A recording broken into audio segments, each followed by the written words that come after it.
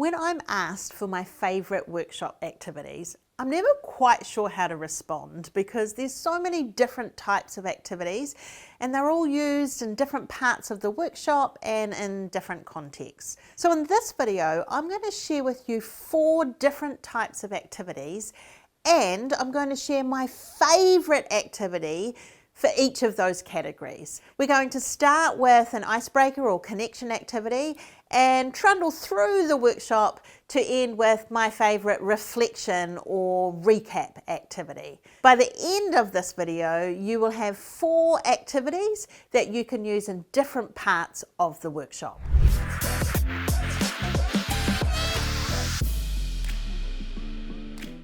Hi, I'm Kerry Price. I'm the founder of the Facilitators Network, and I use the principles of deliberate generosity to make sure that no meeting or workshop is ever wasted. I've been a professional facilitator for over 20 years, and in that time I've led thousands of meetings, workshops or community conversations. And nowadays I help other facilitators do that well too.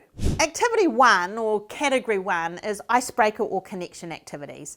Now if you check out my channel, you'll see I've got a bunch of videos that give you lots of activity ideas in this space. But what I haven't shared before is the question swap. And I use these cards for this activity. So this one is the We Connect cards by Chad Littlefield. And this one is Below the Surface, upside down, Below the Surface by Carly Shorter, Communicate Powerfully. How the question swap works is that you give everybody a card, and they've got all sorts of different icebreakery connection questions on them. You give everybody a card and you invite them to stand up and find a partner. You give them a couple of minutes to ask and answer the question with their partner. Once they've both had a chance to share, they swap cards, so pass the cards to each other, wave the question card in the air and go and find another partner. You keep repeating the process for as long as you like, and in that time people have had conversations with 2, 3, 4, 10 different people. You can adapt it depending on the size of the group and how much time allowed. It takes 0 preparation, just a couple of cards. Category 2 or activity type 2 is group agreements.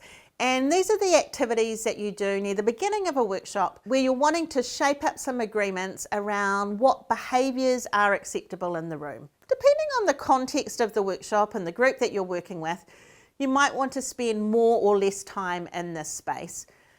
But it's important to have some sort of conversation around where the boundaries lie. One of the ways I bring an awareness to this, and one of my favourite activities, is called Leave and Bring. And it happens in 2 parts. The first part of the activity is an invitation for people to leave things at the door. So I kickstart this by inviting people to think about what might be getting in the way of them being fully present in the workshop. It might be the argument they just had with their husband. It might be the jerk who cut them off in traffic.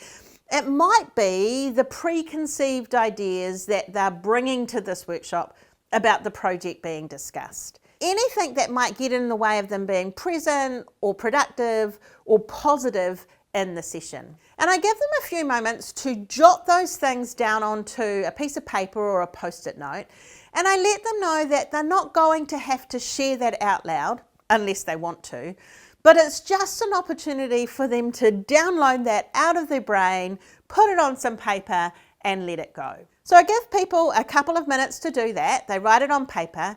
I then invite anyone who wants to share, and then those who don't, that's totally okay. I then gather up the pieces of paper, put them in a box or a basket with a lid on it, and I literally take it outside of the room and leave it in the hallway. So those things are now being left at the door. Part 2 of this activity is around getting clear about what people want to bring to the room.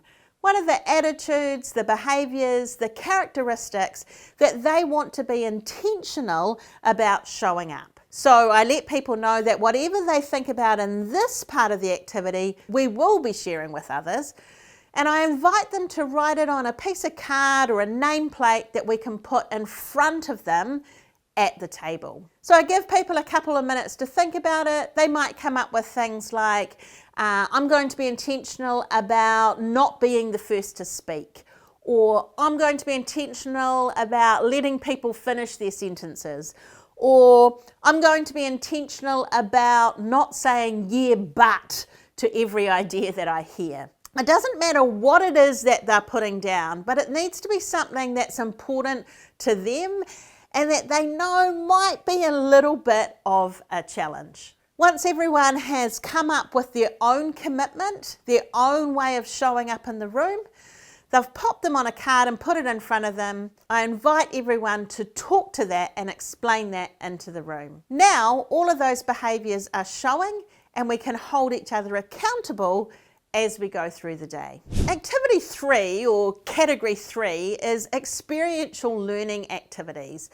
And what an experiential learning activity is an activity that allows people to do something that bubbles up learning. So I'm not talking about a role play where people get to practice what they've already learnt.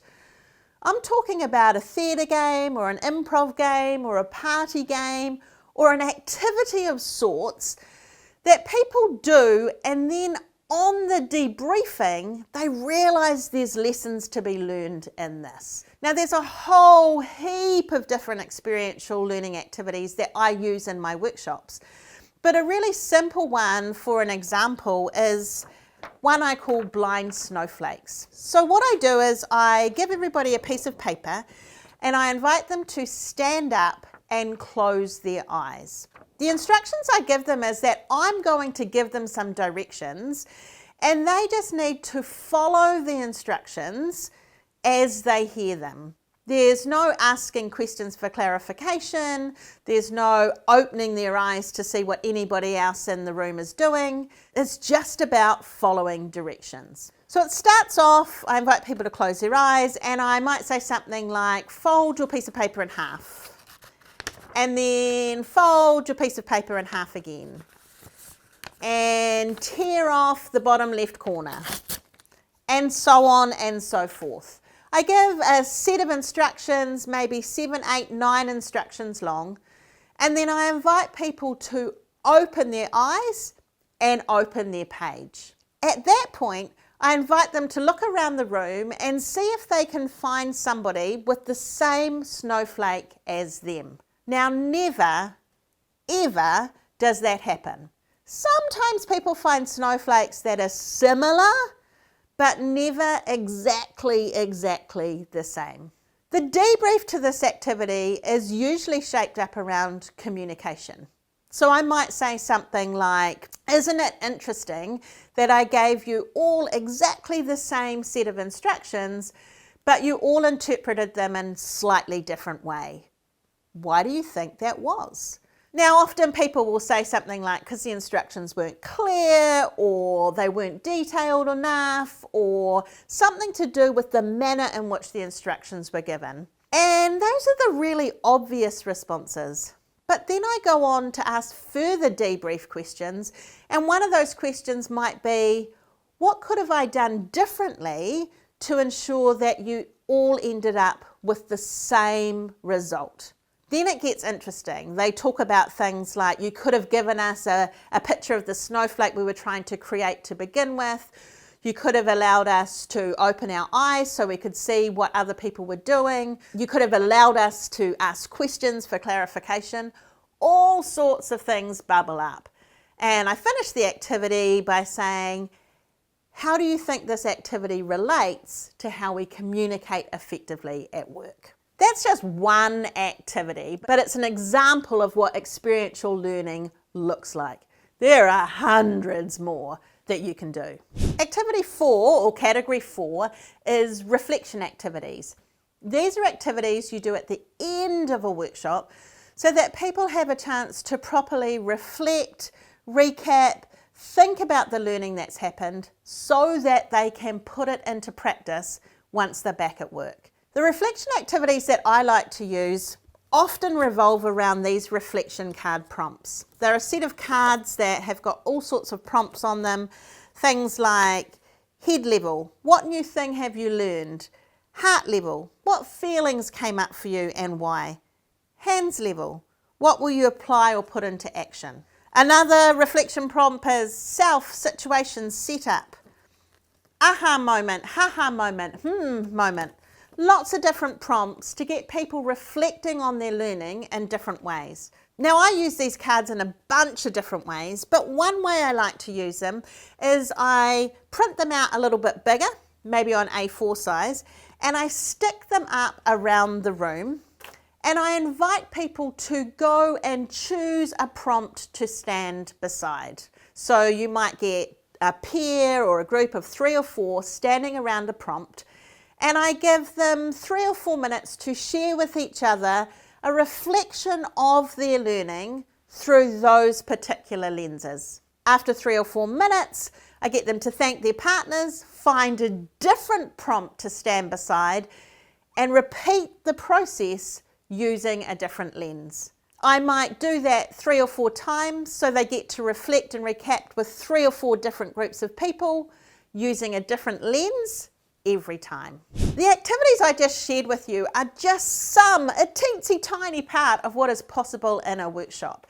In this book, Facilitate This, I've shared 45 of my favourite activities that build connection and spark conversation in a group setting. You can download this book absolutely free. You just need to head over to my website and hit the download button. There you'll get the book as well as the reflection cards and a whole bunch of other workshop resources, all for nothing. The link is in the description below. Go check it out.